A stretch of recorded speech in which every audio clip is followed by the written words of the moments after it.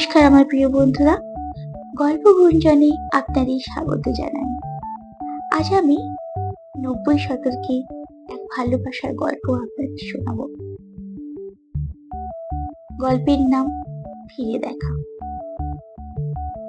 সকালে চায়ের টেবিলে চা খেতে খেতে রাধিকা নিত্যদিনের মতো রেডিওতে তার প্রিয় প্রোগ্রামটি শুনছিল, যেখানে ফোনের মাধ্যমে শ্রোতাগণ তাদের প্রিয় গান শোনাতে অনুরোধ করে।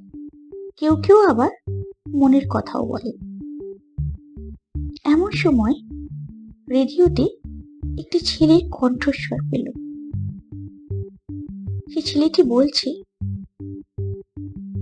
আমি খুব একা, যদি কেউ আমার কণ্ঠস্বর শুনে থাকেন তাহলে বলবো, আমি একটা বন্ধু পেতে চাই। আমার বাড়ি বাংলাদেশে, ঢাকায় থাকি। ঠিকানাটা দিয়ে রাখলাম, যদি কেউ আমায় শোনেন আমায় একটা চিঠি দেবেন, অপেক্ষায় থাকবো। এই কথাগুলি শুনে রাধিকার মন বড্ড বিচলিত হলো, কিছুটা অবাকও হলো। ভাবলো, বাংলাদেশ থেকে ফোনের মাধ্যমে ফোন না করে বলতে চাইছে ঠিকানায় চিঠি লিখতে। এখন তো ফোনের মাধ্যমে কত কারোর সঙ্গে বন্ধুত্ব করা যায়, তাহলে এই সময় হঠাৎ চিঠির মাধ্যমে কাউকে সে বন্ধু হিসেবে পেতে চায়, এই কেমন কথা? রাধিকার এই বিষয়টি অবাক লাগলো, কিন্তু তার কণ্ঠস্বর তার মনকে গভীরভাবে ছুঁয়েছিল। তাই সে সেই ঠিকানাতে একটি চিঠি এই অপরিচিত ছেলেটিকে লিখে পাঠিয়ে দেয়। সেইটির কাছে চিঠিটা গেলে সে এই চিঠিটি পড়তে ব্যস্ত হয়ে পড়ে। খুলে দেখে একটা লাইনে লেখা, প্রিয় বন্ধু, কেমন আছো? আর বাকিটা সাদা কাগজে অলিখিত ভাষায়। ছেলেটিও একটি চিঠি লেখে, এই প্রিয় বন্ধুর নাম শ্রীকান্ত, আমি ভালো আছি। আপনার নাম কি জানতে পারি? রাধিকা আবার একটি চিঠি লিখল, অবশ্যই জানতে পারেন, আমি রাধিকা। শ্রীকান্ত এই চিঠির উত্তরে লিখলেন, বাহ, অপূর্ব নাম, কিন্তু এতদিন পর চিঠি পাই, একটা কথা ছাড়া কি আর কিচ্ছু লেখা যায় না? বন্ধুকে জানতে চাওয়া, তার সুখ দুঃখের খবর রাখতে হয়, তাই না? রাধিকা এর উত্তরে আবার একটি চিঠি লিখল, হয়, কিন্তু কি লিখবো ভেবে কিচ্ছু লিখতে পারি না। আমি কলেজে পড়ি, আর আপনি? শ্রীকান্ত চিঠির মাধ্যমে জানালো, আমি ইঞ্জিনিয়ারিং পড়ছি।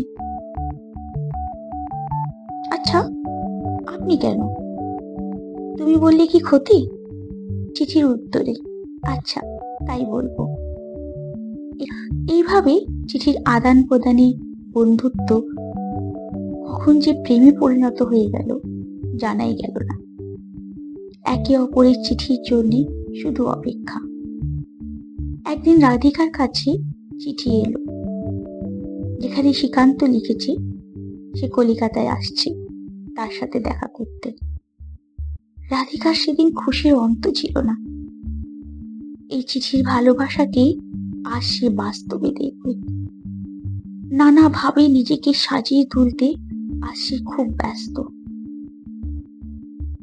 দেখা হলো শ্রীকান্ত রাধিকার।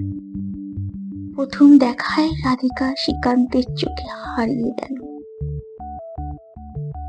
এই প্রথম তাদের ভালোবাসাকে তারা সম্মুখে রেখেছে, একে অপরের নিঃশ্বাসকে অনুভব করেছে, একে অপরের হাতের স্পর্শে হৃদয় ছোঁয়া এক অপূর্ব ভালোবাসা, যা শুধু উপলব্ধি করা যায়, যা কথায় বর্ণনা করা যায় না, যা শুধু উপলব্ধি করা যায়, কোনো ভাষায় বর্ণনা করা যায় না। কিছুদিন পরই শ্রীকান্ত চলে গেল। তার পরীক্ষা শুরু হচ্ছে। একে অপরকে কথা দিল খুব তাড়াতাড়ি তারা আবার দেখা করবে। শ্রীকান্ত সেদিন টেবিলে বসে তার পড়া সাথে সাথে রাধিকার চিঠিও বারবার পড়ছিল।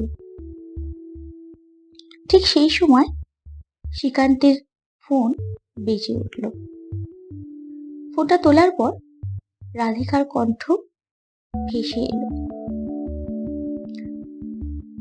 রাধিকা কাঁদো কাঁদো গলায় বলতে লাগলো, বাড়িতে সকলে আমার বিয়ের জন্য অনেক জোর করছে, কেউ আমার কোনো কথাই শুনছে না, তুমি আমাকে নিয়ে যাও। শ্রীকান্ত একজন ছাত্র, এখনই সংসার বাঁধা তার কাছে সম্ভব না। উভয়ই অনেকক্ষণ চুপ করে থাকলো। যখন শ্রীকান্ত কিছু বলবে ঠিক সেই সময় রাধিকা ফোনটি রেখে দিল। তারপর শ্রীকান্ত অনেক চিঠি দিয়েছে রাধিকাকে। সে স্টেডি বুথেও অনেকবার ফোন করেছে,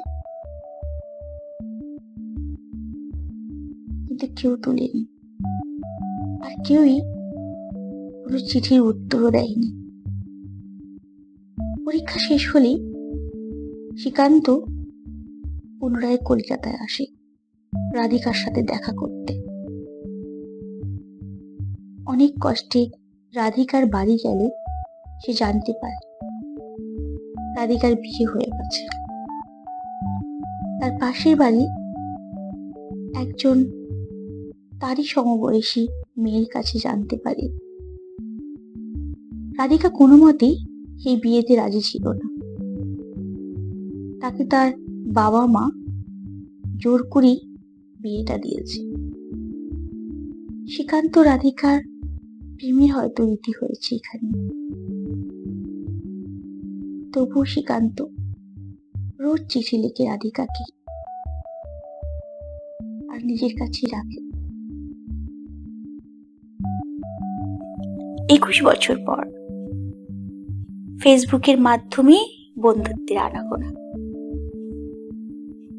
হঠাৎ রাধিকার মেসেজ বক্সে একটি অচেনা মেসেজ, আমি খুব একা, বন্ধুত্ব চাই। এই মেসেজ দেখে রাধিকা এক নিমিষে যেন আটকে গেল। যেন তার মনে হলো সে যেন 21 বছর পিছনে চলে গেছে। তার চোখ দিয়ে জল পড়ছে, তার ঠোঁট কাঁপছে এবং তার হাত কাঁপতে কাঁপতে এই মেসেজের উত্তরে, প্রিয় বন্ধু কেমন আছো?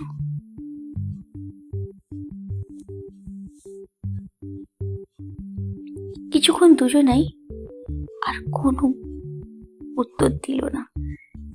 তারপর শ্রীকান্ত মেসেজ বক্সে তার ফোন নাম্বার দিল। শুরু হলো দুজনের কথোপকথন।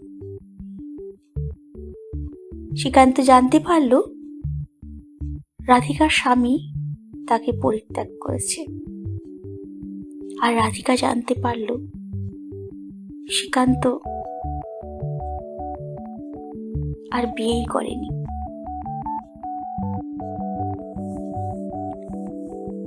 শুরু হয় 40 বছর বয়সী দুজনের পথ চলা। সেখানে আবার দুজনের সম্মুখীন হয়, যেখানে প্রথম দেখা হয়েছিল 21 বছর আগে, যেখানে রাধিকা শ্রীকান্তকে প্রথম দেখেছিল, তার নিঃশ্বাসকে অনুভব করেছিল, যেখানে শ্রীকান্ত রাধিকার হাতের স্পর্শে নিজেকে জানতে পেরেছিল। এ এক গভীর ভালোবাসা। শুরু হয় দুজনের ভালোবাসার পথ চলা।